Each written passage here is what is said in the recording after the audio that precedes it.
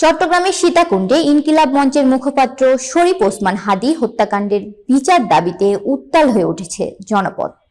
হত্যাকারীদের দ্রুত গ্রেপ্তার ও দৃষ্টান্তমূলক শাস্তির দাবিতে শুক্রবার বাদ জুমা রাজপথে নেমে আসে ছাত্র জনতা ও সর্বস্তরের মানুষ।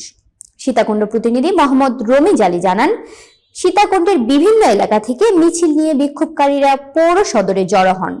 মিছিলটি পৌর সদরের প্রধান সড়ক প্রদক্ষিণ করে সংক্ষিপ্ত সমাবেশের মাধ্যমে শেষ হয়।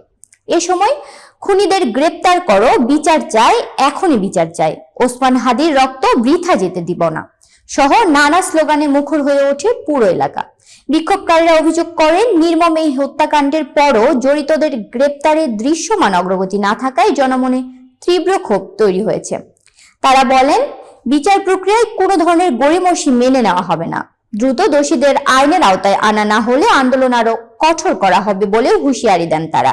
বিক্ষোভকারীদের বক্তব্যে বারবার উঠে আসে, আমরা বিচার চাই, নাটক নয়, খুনিদের অবিলম্বে গ্রেপ্তার করতে হবে।